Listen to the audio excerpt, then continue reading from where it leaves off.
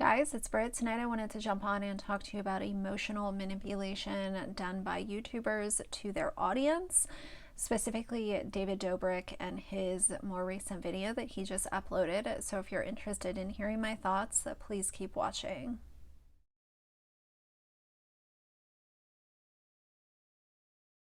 All right, you guys, so I realized that, like I said in my other video, this is being covered by a lot of people that I subscribe to. I'm sure if you're subscribed to similar people, you've seen a lot of coverage about this entire David Dobrik and the Vlog Squad situation, including Dirty Dom, Jason Nash, and David, obviously. So if you are tired of hearing about it, I do apologize, but I want to form this video from more of a stance of how YouTubers will emotionally manipulate their audience when they are caught or when they have to come to the forefront and offer an apology. I believe that this is being discussed because of what we're seeing with David right now, but I also think that it can be applied to other YouTubers, and not only with apologies and having to say sorry, but just day-to-day emotional manipulation.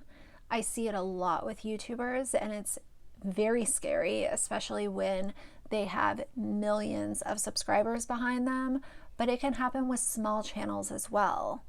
And they use emotional manipulation in order to gain control or gain money or sympathy from their audience.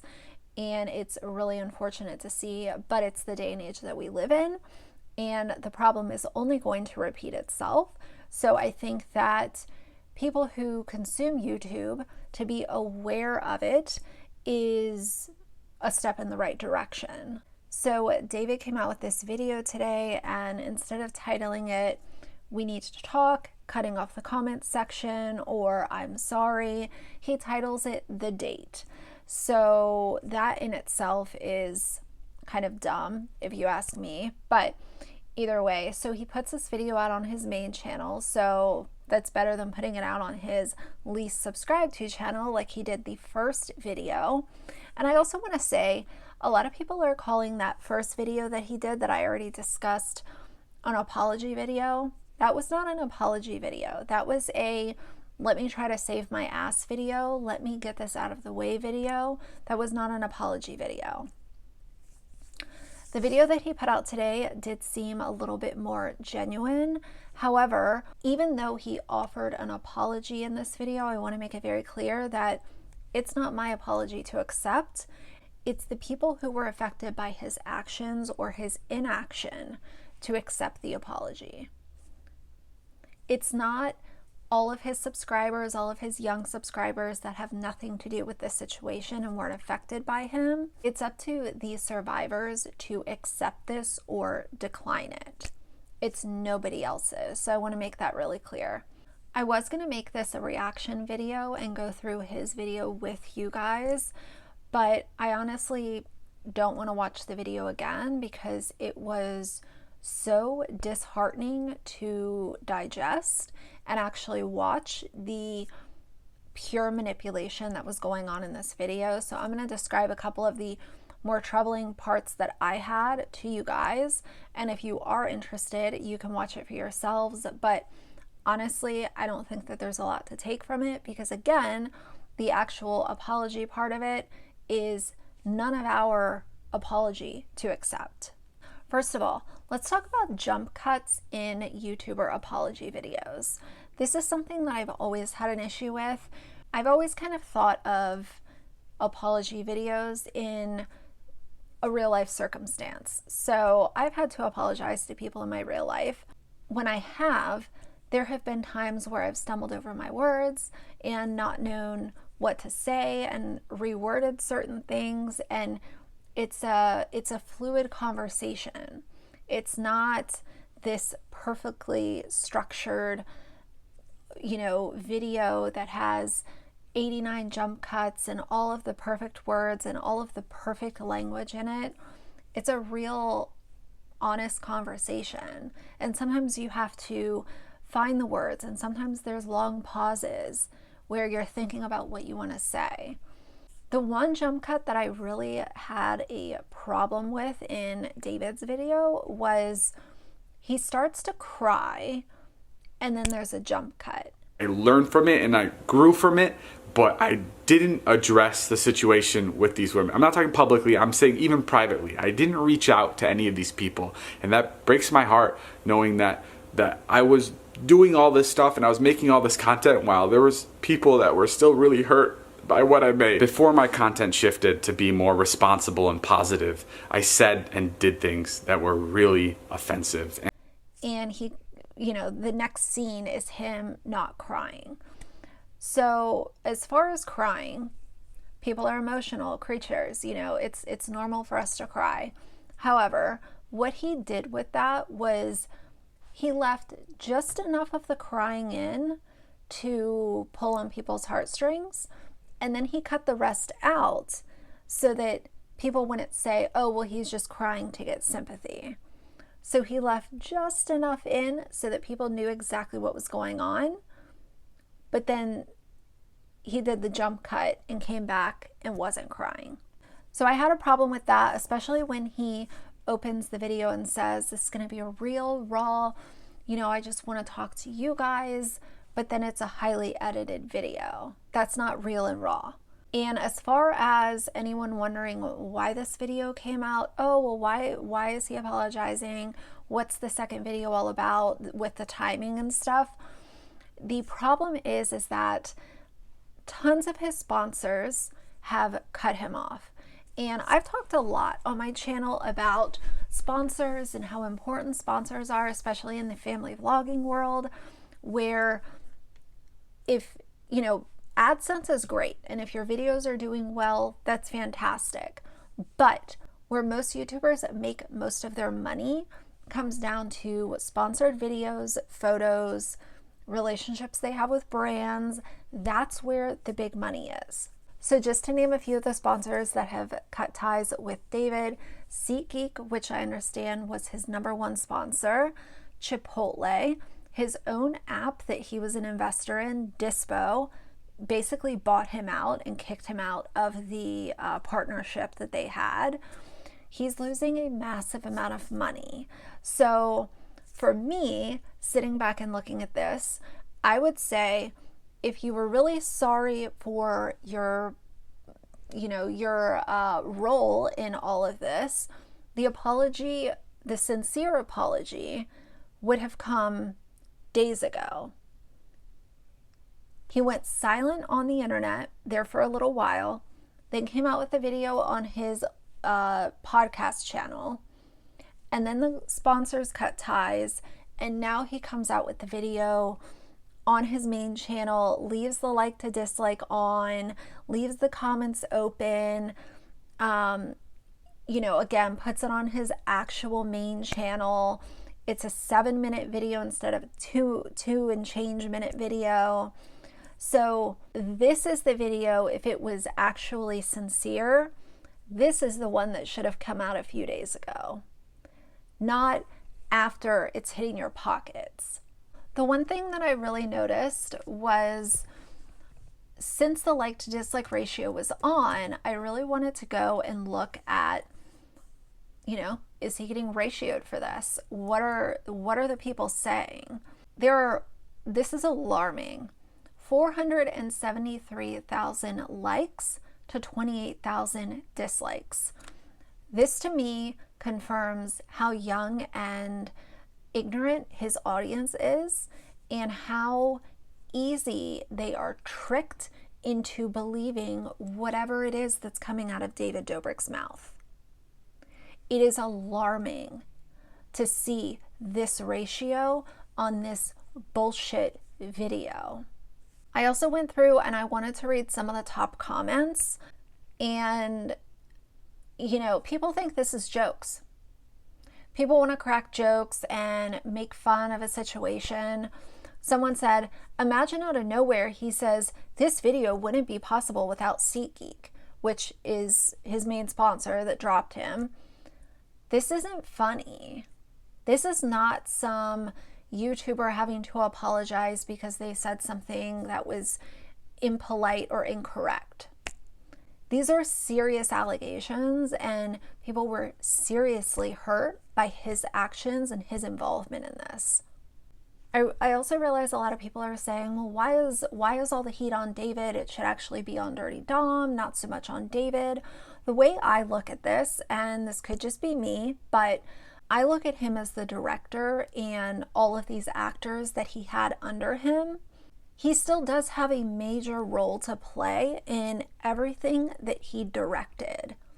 He was directly involved with these horrible things that happened. So he has a hand in it too.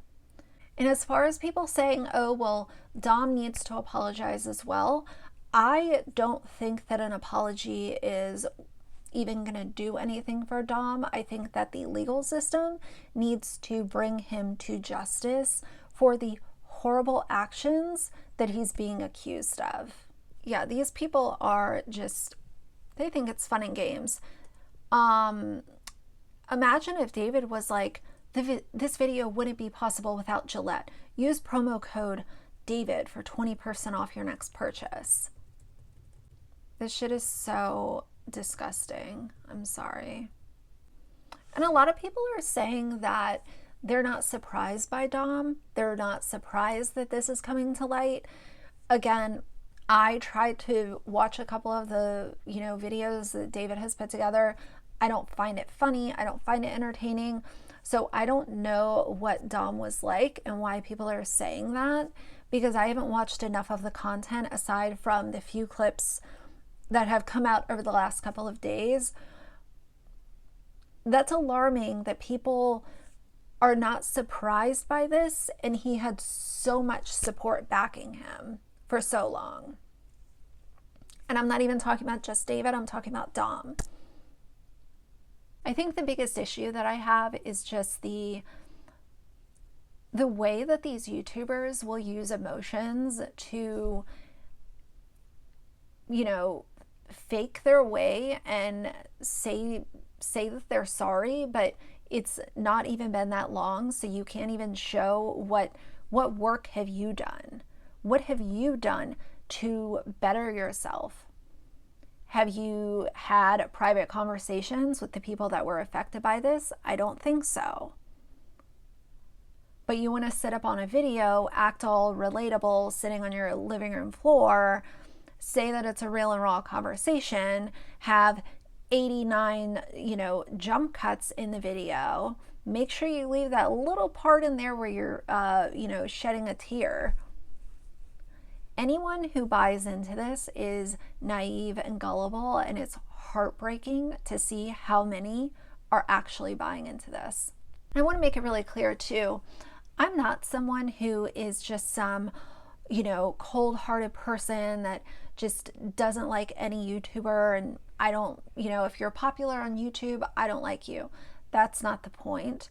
But I see so many of these massive, successful YouTubers do this time and time again. And let's compare this David Dobrik situation to back when Manny MUA, who I just recently resubscribed to, I had lost interest in his content. I didn't like that he was surrounding himself with certain people, which is why I unsubscribed a few years ago. Specifically, Nikita Dragon and Gabriel Zamora. I didn't care for them. I also didn't like Jeffrey. So I unsubscribed a while ago. I did resubscribe because some of his more recent content is interesting to me. And I also feel like he has changed his personality for the better. But as a side note, let's remember how Manny was ridiculed for being a bad friend and lost so many subscribers, so many sponsors, and it took years for him to climb his way back to where he is now. And I don't think that he'll ever be at the point of success that he was when he lost it all a few years ago, which is fine. I don't think that matters to him. But as far as, you can't even try to keep the same energy because these are actual criminal allegations. but the internet wanted to cancel Manny for being a bad friend. That is scary. And it's crazy because David has yet to discuss the Seth situation directly. So I guess he's just going to act like that, you know, is no big deal. I realize that this is the worst of the worst situation to use as an example, but I do hope that going forward, YouTubers are held more accountable by their audience at large. After all, I do kind of feel like the internet is the court of public opinion. You know, when you build your platform online, it's also online that's going to come at you when you fuck up. And I do hope that, you know, not only the general public, the YouTube audience and watchers, but I hope that sponsors are quicker to get involved when things like this do happen. I do think that they acted somewhat quickly, but at the same time, when you have YouTubers behaving badly, sponsors should step in without public outrage to let it be known that this is not behavior that we accept.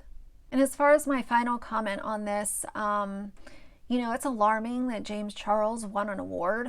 I talked about how he was nominated last week, and he did win that award for the Kids' Choice Awards. And he's just moving on with business as usual. So he's another one that I would like to see the justice system hold accountable, because he's obviously not going to hold himself accountable, and neither is his young, naive audience. So either way, it is embarrassing and also alarming that things like this can play out, and so many people just thumbs up, you know, great job. Oh, he said sorry. It's not our apology to accept. And unless it is your apology to accept, you should not be leaving a thumbs up and a positive comment on that video.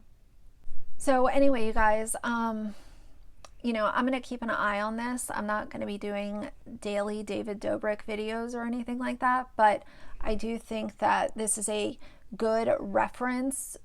It's a good video reference to show how emotional manipulators operate, especially in the YouTube space. And it's just, it's heartbreaking. It's heartbreaking for all of the survivors and anyone who was affected by him or anyone who is associated with him. So either way, sorry for the, you know, kind of low energy video, but this is brutally honest, and we do a commentary and we talk about it on this channel. So either way, for now, if you like the video, please leave a like and a comment. And if you'd like to see more from me in the future, please subscribe. I'll see you guys soon. Bye.